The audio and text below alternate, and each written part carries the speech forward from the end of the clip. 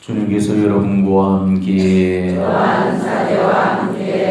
요한이 전한 거룩한 복음입니다. 주님 영광 받으소서. 그때 예수님께서는 티베리아스 호숫가에서 다시 제자들에게 당신 자신을 드러내셨는데 이렇게 드러내셨다. 시몬 베드로와 쌍둥이라고 불리는 토마스, 갈릴레아 카나 출신 나타나엘과 제베데오의 아들들, 그리고 그분의 다른 두 제자가 함께 있었다. 시몬 베드로가 그들에게 나는 고기 잡으러 가네 하고 말하자 그들이 우리도 함께 가겠소 하였다. 그들이 밖으로 나가 배를 탔지만 그날 밤에는 아무것도 잡지 못하였다. 어느덧 아침이 될 무렵 예수님께서 물가에 서 계셨다. 그러나 제자들은 그분이 예수님이신 줄을 알지 못하였다. 예수님께서 그들에게 얘들아 뭘 좀 잡았느냐 하시자 그들이 대답하였다. 못 잡았습니다. 예수님께서 그들에게 이르셨다. 그물을 배 오른쪽에 던져라. 그러면 고기가 잡힐 것이다. 그래서 제자들이 그물을 던졌더니 고기가 너무 많이 걸려 그물을 끌어올릴 수가 없었다. 예수님께서 사랑하신 그 제자가 베드로에게 주님이십니다 하고 말하였다. 주님이시라는 말을 듣자 옷을 벗고 있던 베드로는 겉옷을 두르고 호수로 뛰어들었다. 다른 제자들은 그 작은 배로 고기가 든 그물을 끌고 왔다. 그들은 무태에서 100m쯤밖에 떨어져 있지 않았던 것이다.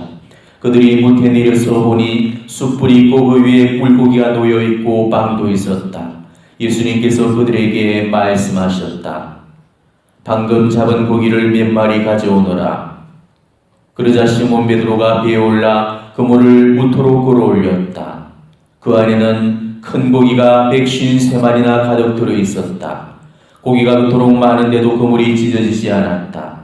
예수님께서 그들에게 와서 아침을 먹어라 하고 말씀하셨다. 제자들 가운데는 누구십니까 하고 감히 묻는 사람이 없었다. 그분이 주님이시라는 것을 알고 있었기 때문이다.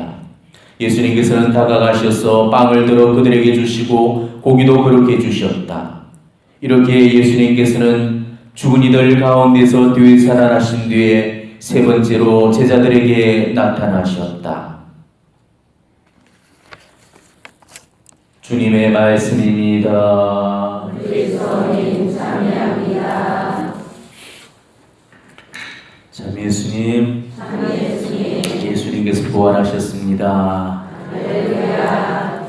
누구를 위해서 부활하셨죠? 우리를 위해서 부활하셨으니까 우리가 부활해야 되겠죠? 부활하신 예수님의 평화가 정말 여러분과도 여러분 가정에 충만하게 내려주시기를 빕니다. 예수님께서 사셨으니까 이제 여러분도 사셔야 되겠고, 예수님께서 무덤에서 부활하셨으니까 여러분들도 다 무덤에서 부활하셔야 되겠죠? 네, 물론 우리가 고통의 무덤, 또 상처의 무덤에서도 부활해야 되겠지만은 우리가 정말 예수님을 닮는 데 있어서 또 예수님을 따르는 데 있어서 좋지 못한 그런 우리의 악습들, 또 미움의 무덤, 또 욕심이나 탐욕의 무덤, 또 교만의 무덤, 이런 우리를 죽이고 있는 이런 무덤에서 이 부활식이 정말 우리가 부활할 수 있도록 우리가 기도하면서 깨끗이 자기 자신을 정화시키는 그런 그 부활의 여정들 걸어나가시기를 진심으로 축원합니다. 오늘 우리 복음은 요한복음 21장 1절에서 4절까지의 말씀입니다. 요한복음은 21장까지 구성이 되어 있죠. 요한 사도가 원래 썼던 그 복음은 20장을 마지막으로 그렇게 편집이 되어 있습니다. 그러니까 21장은 요한 사도가 쓴 게 아니에요. 그럼 누가 썼느냐? 요한 사도를 추종하고 있던 우리가 흔히들 요한 학파라고 불려지는 그런 사람들에 의해서 추가로 편집된 것이 바로 21장이에요. 그러다 보니까 이 20장 내용하고 21장 내용이 매끄럽게 연결되어지지가 못합니다. 자, 20장까지의 무대는 어디죠? 예루살렘이었죠. 예수님이 부활하셨던 이야기니까. 그죠? 근데 21장, 오늘 이 21장의 무대는 어디죠? 예, 티베리아스 호수가예요. 그러니까 이 10장까지는 예루살렘에서 일어났던 예수님의 부활 이야기를 쭉 전해주다가 그 마지막 구절의 그 끝에 20장 제일 마지막 끝에는 복음서를 쓴 그런 목적에 관해서 요한 사도가 밝히고 있습니다. 이렇게 예수님께서는 이 책에 기록되지 않은 다른 많은 표징들도 제자들 앞에서 일으키셨다. 이것들을 기록한 목적은 예수님께서 메시아이심이 하나님의 아들이심을 여러분이 믿고 또 그렇게 믿어서 그분의 이름으로 생명을 얻게 하려는 것이다.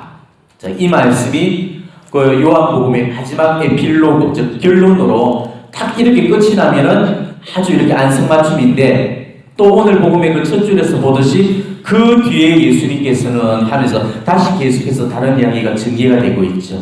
그리고 21장은 아까도 얘기했지만은 갑자기 복음의 무대가 예루살렘에서 갈릴레아로 지금 옮겨져서 그 이야기를 지금 전해주고 있습니다. 오늘 본문은 7명의 그 제자들이 티베리아스 호숫가로 내려갔다고 지금 전해주고 있죠. 자, 티베리아스 호수는 다른 말로 갈릴레아 호수, 또 겟네사렛 호수, 다 들어보신 말이죠. 예, 복음 안에 다 기록되어 있습니다. 다 같은 그런 말이에요. 그리고 본문에서 티베리아스 호수라고 불려지는 것은 갈릴레아 지방의 그 수도가 바로 티베리아이기 때문에 우리가 그렇게 지금 부르고 있는 것입니다. 자, 그러면은 이 티베리아스 호수, 즉 갈릴레아 호수란 어떤 곳입니까? 먼저 베드로하고 안드레아 형제, 또 야고보하고 요한 형제, 이 4명이 고기를 잡으면서 살았던 고향이었어요. 그리고 이 4명의 제자들이 처음으로 예수님을 만났던 것이고 처음으로 예수님께 불림을 받았던 곳이었습니다. 그리고 나머지 제자들 역시도 이 갈릴레아 호숫가에서 예수님과의 첫 만남이 이루어지게 됐죠. 그러니까 제자들이 바로 이 갈릴레아 호수를 통해서 예수님과의 그런 만남이 이루어졌던 겁니다. 그리고 제자들은 이 갈릴레아 호숫가를 무대로 삼아서 3년 동안 예수님과 함께 동고동락을 했죠. 그러니까 갈릴레아 호숫가는 그 예수님과 사도들한테는 사목의 거점이었고 본부였습니다. 예수님과의 추억을 쌓아 올린 정말 잊을 수 없는 그런 장소가 이 갈릴레아였어요. 제자들은 바로 이 추억의 자리 갈릴레아 호수로 오늘 이렇게 다 모여들었던 겁니다. 우리는 그 제자들이 고향으로 낙향했던 이 이유가 스승의 죽음에 실망했기 때문으로 그렇게 알고 있잖아요. 대표적으로 그 엠마오로 내려가는 그 두 제자가 바로 그 실시리에 빠져서 낙담 속에서 고향길로 내려가고 있던 중에 예수님을 만났잖아요. 예수님 따르던 그런 제자들은 예수님이 잡혀가지고 십자가에 달리셨을 때 이미 다 불불이 흩어졌습니다. 자, 제자들한테는 이 예수님이 장차 이스라엘의 왕이 될 거라고 그렇게 믿고 있었거든요. 근데 그렇게 믿고 따르던 예수님이 로마의 정치범 반역자로 체포되어가지고 십자가형에 처해졌습니다. 그러니까 제자들의 꿈은 산산조각 물거품이 나버린 거죠. 그리고 제자들이 더 당혹할 수밖에 없었던 것은 예수님이 그냥 죽으신 것이 아니었죠. 십자가에 매달려가지고 지금 죽으셨던 겁니다. 이거는 충격 정도의 사건이 아니고 그야말로 경악할 수준의 그런 사건이었거든. 구약의 율법에 보면은 나무에 달린 자는 저주를 받으리라 이렇게 이야기가 되어 있거든요. 그러니까 자기들이 모든 것을 다 버리고 따랐던 그 예수님이 그냥 죽으신 것이 아니고 십자가상에서 치욕스럽게 죽어가셨던 겁니다. 내가 저분한테 내 인생을 완전히 다 걸겠다 그렇게 따랐던 그 예수님이 저주를 받고 죽으신 겁니다. 그러니까 예수님의 그 죽음은 제자들한테는 엄청난 충격이었고 크나큰 혼란이 아닐 수가 없었죠. 그래서 제자들은 낙담해가지고 그 희망을 잃고 뿔뿔이 흩어져가지고 그 옛날 고향으로 가서 본업으로 다 되돌아갔던 겁니다. 그런데 제자들이 이렇게 갈릴레아에 돌아와가지고 3년 만에 다시 그물을 잡았던 이유가 꼭 그런 이유 때문만은 아니었습니다. 그것은 이미 그분과의 약속이 있었기 때문이죠. 그죠? 자, 예수님은 살아생전부터 당신의 순환, 죽음, 그리고 부활까지 다 예고를 하셨고 부활 이후에 그 갈릴레아로 가야겠다고 그렇게 미리 말씀을 해놓으셨습니다. 자, 마태복음이나 마르코복음에 이렇게 나와 있어요. 그러나 나는 되살아나서 너희보다 먼저 갈릴레아로 갈 것이다. 살아생전에 이렇게 말씀하셨어요. 자, 그리고 부활하신 다음에는 또 천사들을 시켜가지고 이 말씀을 거듭 반복해서 또 말씀을 해주시죠. 저 천사가 무덤을 찾아왔던 그 여인들한테 이렇게 이야기를 해줍니다. 서둘러 그분의 제자들이 가서 이렇게 일러라. 그분께서는 죽은 이들 가운데서 되살아나셨습니다. 이제 여러분보다 먼저 갈릴레아로 가실 터이니 여러분은 그분을 거기에서 뵙게 될 것입니다. 이것이 내가 너희에게 알리는 말이다. 이렇게 이야기합니다. 그리고 또 부활하신 예수님께서도 거듭 그 말씀을 다시금 되풀이하시죠. 가서 내 형제들에게 갈릴레아로 가라고 전하여라. 그들은 거기서 나를 보게 될 것이다. 무려 3차에 걸쳐서. 그러니까 제자들이 갈릴레아로 이렇게 모였던 것은 예수님의 이런 당부 말씀이 있었기 때문이었어요. 자, 그렇다면은 왜 예수님은 하필 이 갈릴레아로 모이라고 하셨을까? 그리고 제자들은 갈릴레아로 모이라는 이 예수님 말씀을 어떻게 이해했을까? 우리는 이 물음에 대한 그 답을 찾아내야 됩니다.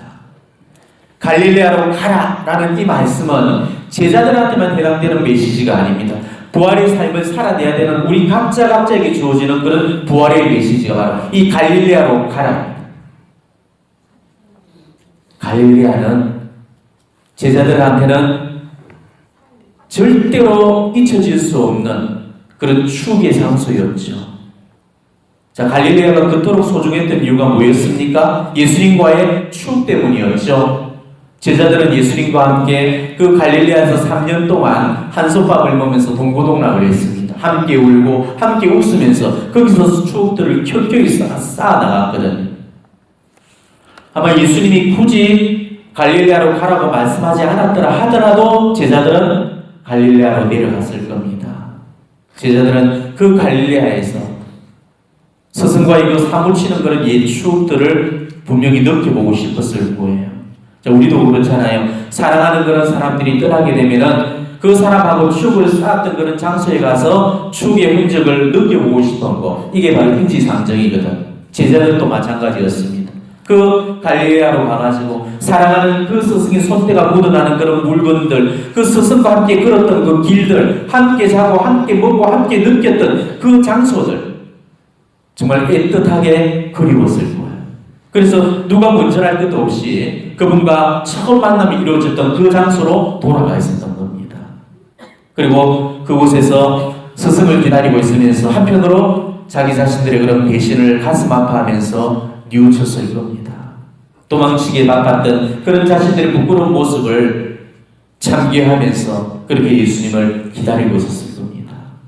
사실 제자들은 그 누구도 그 스승의 죽음 앞에 당당할 수가 없었죠. 목숨을 걸고 지켜드리겠다는 그 스승을 다들 헌신짝처럼 이렇게 배신한 그런 죄책감들이 다 그 속에 깃들어져 있었습니다.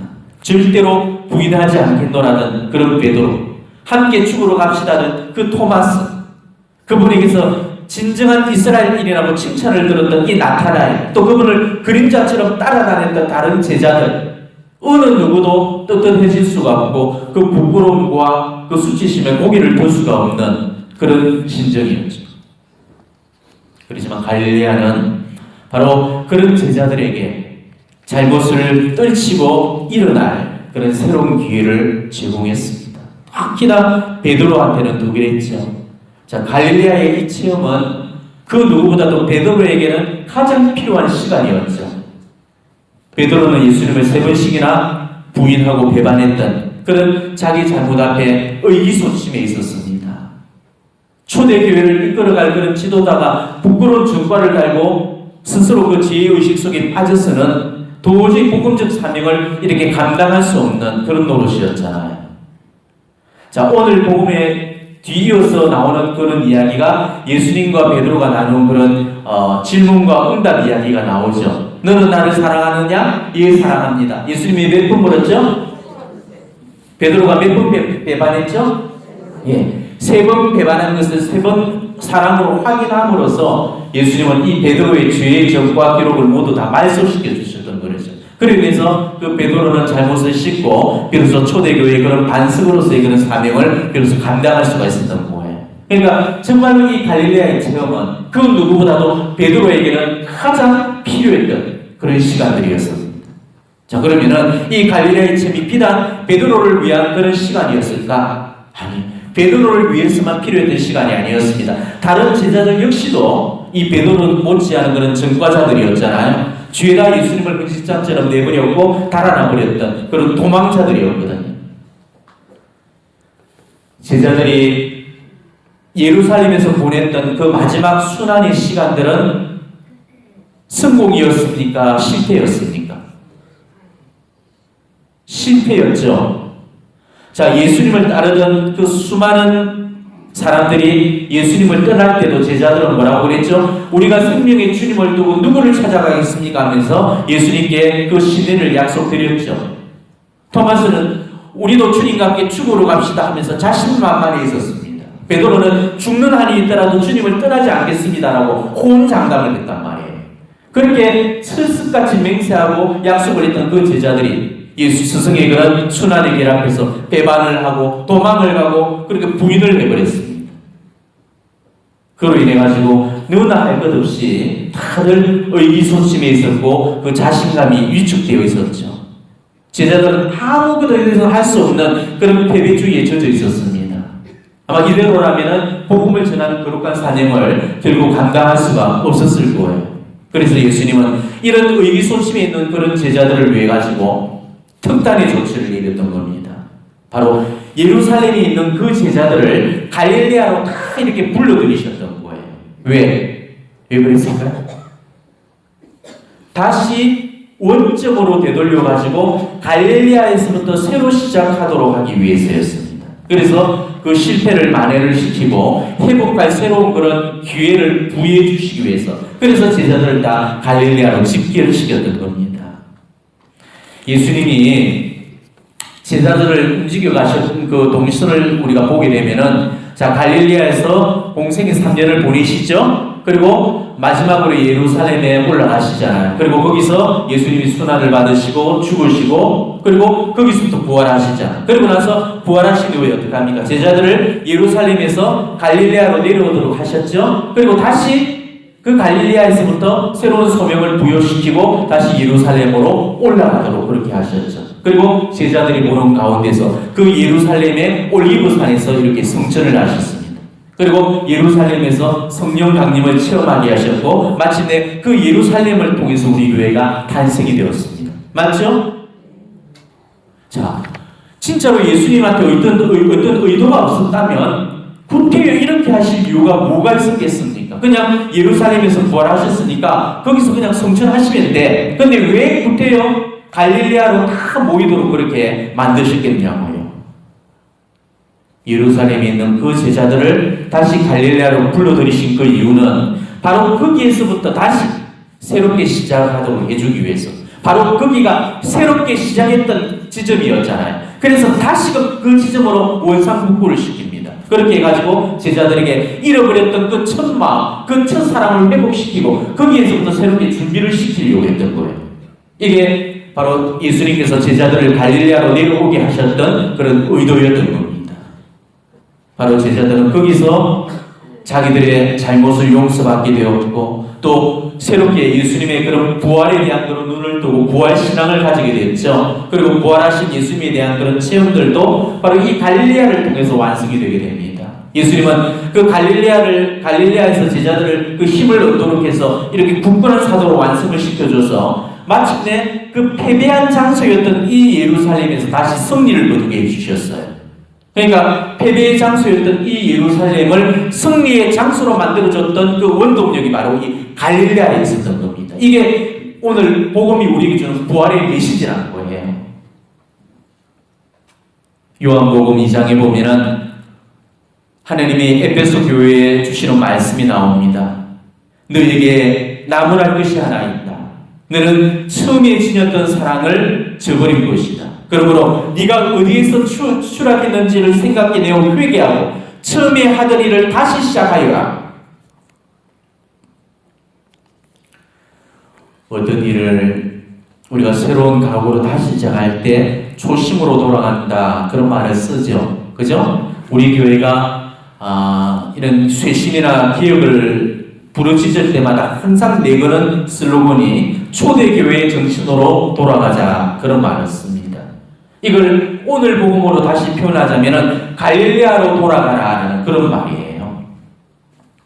원래 시작되었던 그 처음 지점으로 되돌아가는 것. 그래서 바로 거기에서부터 첫 사랑을 회복시키라는 것. 이게 정말로 부활을 사는 우리에게 정말 해야 될 그런 우선적인 그런 작업이라는 것이죠. 첫 마음을 잃고 또 첫 사랑을 잃어버리기 때문에 우리는 너무나 소중한 것들을 지금 너무 많이 놓치고 살고 있잖아요. 누구든 처음에 그 시작은 다 좋은 법이죠. 그렇지만 살다 보면은 매너리즘에 빠지게 됩니다. 실정이 나죠. 물립니다. 지루합니다. 지긋지긋해지죠. 그래서 첫 마음을 잃어버리고 첫 사랑을 잃어버리게 되는 거잖아요. 여러분 결혼 생활도 그렇기 때문에 지금 이렇게 시들해지고 있잖아요. 첫 마음, 첫 사랑을 잃지 않고 그래서 풍부하게 그 둘의 사랑이 시작되고 삭혔던 바로 그 갈릴레아에서 살아가는 그런 사람들, 부부생활 하는 사람들 중에 그런 사람들이 어디가 있습니까? 흔치 않죠. 전부가 처음은 갈릴레에서 시작을 했는데 다들 그 갈릴레에서 나와버리고 나중에는 갈등과 무관심의 상처로 얼룩진 그 예루살렘 속에서 살고 있잖아요. 황혼에 이르서까지 그 사랑이 식지 않고 애정이 배지 않는 그런 부부를 우리가 만난다는 것은 너무나 어려운 일이죠. 너 없이는 못 살겠다고 다들 그렇게 이야기한 사람들이 지금은 다들 너 있어가지고 못 살겠다고 이렇게 이야기하잖아요. 그러니까 50을 넘은 중년 부부들 대부분이 이렇게 시급을 이끄는 애정으로 지금 살고 있단 말이에요. 자, 그렇다면 왜 우리 사랑은 이렇게 항구하지 못하는가? 왜 우리는 이런 사랑밖에 할 수가 없는가? 그것은 남편이 갈릴레아를 버렸기 때문입니다. 분명히 여러분과 남편과의 그 갈릴레아가 있었거든. 내가 그 갈릴레아 속에서 살았다면 매일이 새롭고 아름다워졌을 건데 그 남편과의 갈릴레아를 내가 버려버렸기 때문에 지금 내가 불행해진 거예요. 아우스빙 성인께서도 이런 고백을 하셨죠. 너 귀한 님을 사랑했습니다 라면서 이토록 오래 이토록 새로운 아름다움이시여 라고 이야기합니다. 이토록 오래 이토록 새로운 아름다움, 이게 뭡니까? 항구한 아름다움이지만은 매일 그것이 새롭게 체험되는 아름다움이라는 것이죠. 매일매일 내가 첫 마음으로 새롭게 바라보는 그 아름다움이 오래도록 이어진다는 것이에요. 우리는 예수님을 이처럼 만나야 되고 우리 여러분의 남편도 이렇게 만나야 되는 거예요. 내가 지금 남편과의 관계가 혹은 아내와의 그런 관계가 틀어진 이유는 지금 내 배우자를 단 한 번만 사랑했기 때문에 그런 겁니다. 연애 시절에 그 단 한 번의 그런 사랑만으로 평생을 살고 있기 때문에 그런 거죠. 진짜 사랑이란 거는요, 한 사람하고 단 한 번 사랑이 빠지는 게 아닙니다. 여러 번 사랑이 빠지는 거예요. 매일매일 사랑이 빠지는 겁니다. 내가 매일매일 내 배우자와 그 연애 시절의 그런 감정으로 사랑이 빠질 수만 있다면 우리는 지금의 모습으로는 살고 있지 않을 겁니다. 그죠?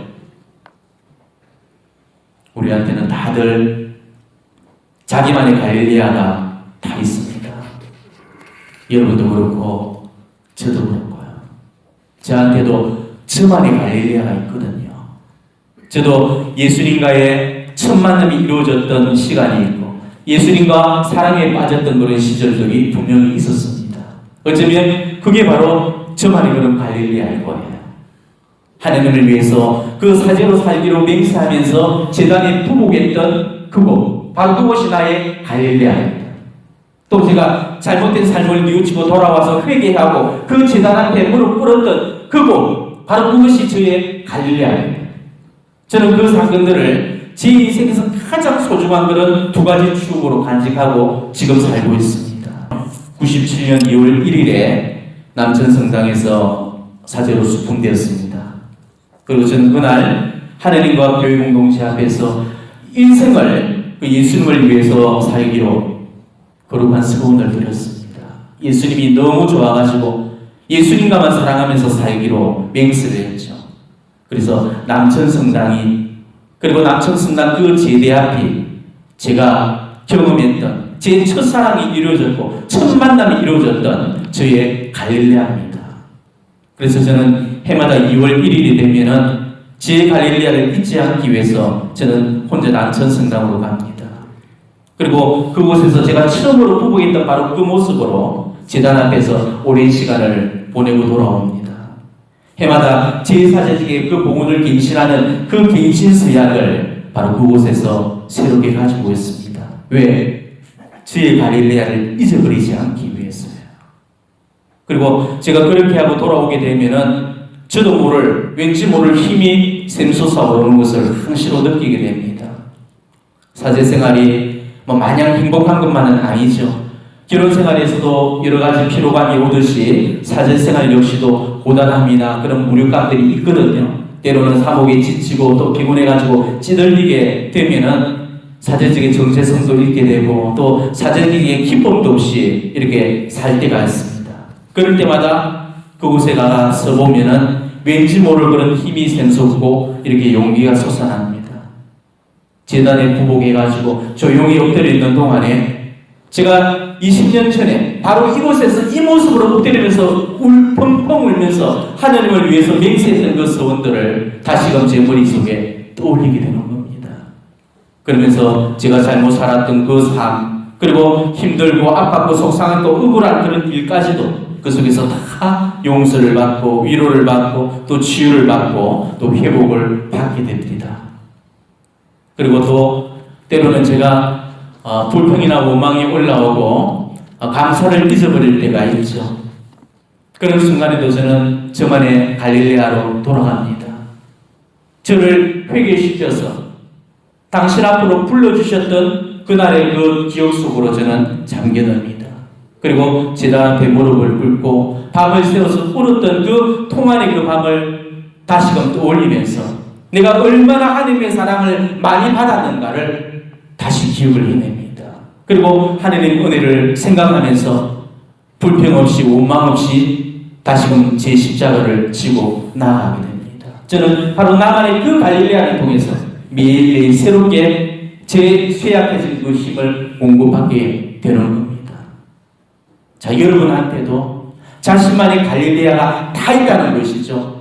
예수님과의 만남 안에서도 나만의 갈릴레아가 있는 거고 남편과의 만남 안에서도 나만의 갈릴레아가 있는 겁니다. 먼저 예수님과의 그런 관계성 안에서 내 갈릴레아는 뭐겠습니까? 다들 사람마다 틀리겠지만은 우리가 공유할 수 있는 그런 공통점이 있다면 우리가 처음 세례를 받던 날, 그리고 혹은 죄중에 살다가 하나님께 회개하면서 뉘우치고 돌아왔던 날, 아니면은 정말로 어렵고 공고한 그 순간에 한도 끝도 없이 나를 위로해주고 사랑해 주시던 바로 그 순간, 바로 그런 순간들이 나만의 갈릴레아인 겁니다. 그때 우리는 예수님이 얼마나 나를 사랑해 주시는가를 다 깨달았잖아요. 우리 한 사람 한 사람을 다 사랑해 주시지만은 그 사람만 사랑해 주시는 것만 같은 그런 사랑으로 나를 사랑해 주신다는 거. 우리 그거 다 체험했고 그런 사랑의 추억들 우리 다 가지고 있거든요. 얼마나 아름다운 추억이고 얼마나 애틋하고 소중한 그런 기억입니까? 우리는 이 좋았던 그런 추억들을 안고 지금 오늘 이 순간들을 살아가야 되는 거예요. 힘들 때마다, 지칠 때마다, 힘이 딸릴 때마다 그 시절의 그런 갈릴레아를 우리가 떠올리면서 그래, 그때 예수님이 나한테 이렇게 해주셨지. 그래, 내가 예수님께 이렇게 해드린다고 약속해드렸지. 바로 그걸 갖다 거기서 우리가 위로를 받고 힘을 받고 용기를 가지면서 우리 어려움들, 지금 현실들을 이겨나가야 되는 거예요. 남편과의 관계 안에서도 마찬가지도 남편과의 축이 녹아있는 그런 나의 갈릴레아가 우리는 다 있습니다.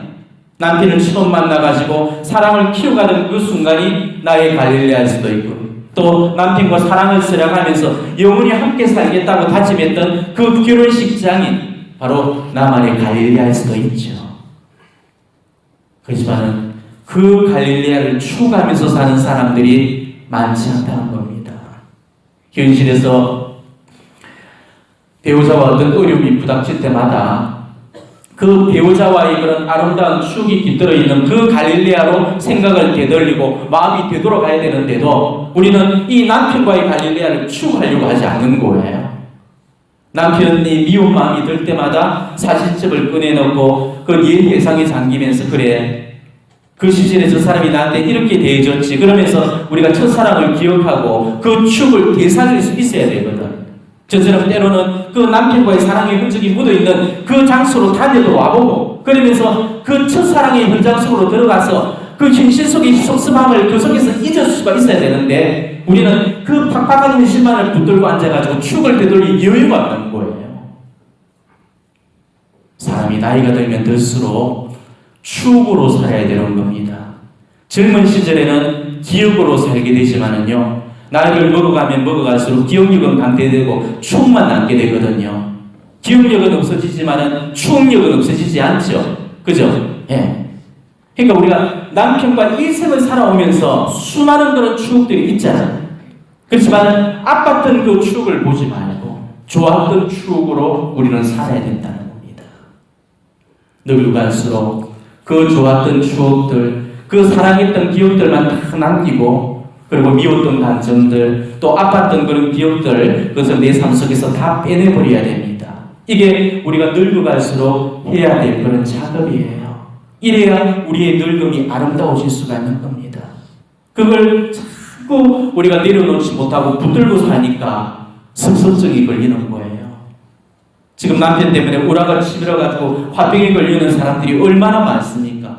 물론 남편한테도 그런적인 원인이 있겠지만은 내가 그것을 내려놓지 못하고 남편과의 그런 첫 추억이 쌓여있는 남편과의 그 갈릴레아를 내가 버렸기 때문에, 그래서 나에게 행복이 와라고 불행이 찾아오는 겁니다. 네 인생에서 아팠던 그런 추억이 99가지라고 할지라도 그 한 가지 좋았던 그 추억만 우리가 딱 붙들고 살면은 그 한 가지로 뜻으로 인해 가지고 지금의 내 인생이 아름다워지고 행복해질 수가 있다는 것이죠. 왜? 좋았던 그 추억이 내 남은 여생을 보장해 줄 수 있기 때문이에요. 남편과의 그런 관계가 악화되어서 갈등 속에 살고 있다면 처음 내 사랑이 시작되었던 그 나의 갈릴레아로 다시 시작해보라는 것이죠. 내가 하나님과의 그런 관계가 멀어져 있고, 또 하나님이 내 기도를 안 들어주셔가지고 내가 원망과 불평으로 쌓여져 갈 때, 정말 하나님이 나를 회개시켜 주셨던, 그래서 하나님 앞에 돌아온 눈물을 흘렸던 그 회개의 시간들을 한번 상기해보라는 것입니다. 거기서부터 다시 시작해보라는 것이죠. 요한복음 12의 말씀 다시 한번 들으십시오. 너는 처음에 지녔던 사랑을 저버린 것이다. 그러므로 네가 어디에서 추락했는지를 생각해내고 회개하고 처음에 하던 일을 다시 시작하여, 그리고 그 시절을 되돌릴 수는 없겠지만은 우리는 추억으로는 능히 그 시절로 되돌아갈 수가 있는 겁니다. 추억을 살리게 되면요, 현실도 살아나게 돼요. 추억을 죽여버렸기 때문에 우리 지금 현실도 죽어 있는 겁니다. 좋았던 추억을 살려가지고 그 현실 속에서 그 아름다움을 우리는 살려내셔야 됩니다. 예전에 좋았던 추억 속의 남편, 예전에 좋았던 추억 속의 그 자신, 그 시절을 다시금 우리가 되돌려가지고 시작해보라는 것이죠. 나의 갈릴레아는 절대 잊혀져서는 안 될 곳입니다. 살면서 우리는 자꾸 나의 갈릴레아로 돌아가려고 해야 돼요. 예수님과의 관계도 그렇고요, 여러분 남편과의 관계도 그렇고요, 또 예전에 지냈다가 지금은 또 사이가 틀어졌던 그런 누군가의 관계와도 그렇고요, 관계 속에서 힘들 때마다, 어려울 때마다, 고통스러울 때마다 그 첫사랑의 흔적이 묻어있는 그 추억들을 우리가 되돌릴 수만 있다면 우리는 정말로 행복해질 수 있을 겁니다. 예수님은 우리가 나의 갈릴레아에서 다시 시작하기를 바라보고 계십니다. 그래서 갈릴레아로 먼저 가 있겠다고 하셨잖아요. 우리가 내 갈릴레아로만 돌아간다면 우리는 반드시 우리를 맞이하실 예수님을 그곳에서 만날 수 있을 겁니다. 지금 나의 갈릴레아로 돌아가기 지금도 늦지 않았잖아요. 내가 나의 갈릴레아로만 돌아갈 수만 있다면 나도 제자들처럼 거기서 예수님을 만나게 될 겁니다. 거기서 용서를 받게 되고, 거기서 치유를 받게 되고, 거기서 회복이 이루어질 겁니다. 그리고 답을 찾지 못하던 그 제자들한테 배 오른쪽으로 그분을 내리라고 답을 알려주셨듯이 답이 없고 길이 없는 그 내 삶에 답을 주시고 길을 열어주실 거라는 겁니다. 흙에 지친 그 제자들에게 손수 조반을 차려주셨듯이 그 굶주림의 허덕이는 그 나한테 주님께서 몸소 먹여주시고 입혀주실 거라는 겁니다. 오늘 제의 밤을 세우는 여러분 모두한테 예수님께서는 우리 각자를 자신들의 갈릴레아로 부르고 계십니다. 우리는 오늘 이 제야밤을 보내면서 다시 한번 나의 갈릴레아로 되돌아가기를 결심하셔야 됩니다. 우리 부활의 자리는 바로 그 자리입니다. 우리는 바로 거기서 부활하게 될 겁니다. 부활의 체험들을 이 부활 시기 동안 네 삶의 자리에서 나날이 체험하시기를 바랍니다. 그래서 여러분들이 내 가정 안에서도 부활하시고 내 남편 안에서도 부활하시고 내 이웃 안에서도 부활하시기를 바랍니다. 부활하신 예수님께서 정말로 나와 함께 계신다는 사실 굳게 믿으시고 네 삶 속에서 부활을 꼭 이루시기를 바랍니다. 부활의 주님께서 정말 여러분과 여러분의 가정에 함께 사시기를 진심으로 축원합니다.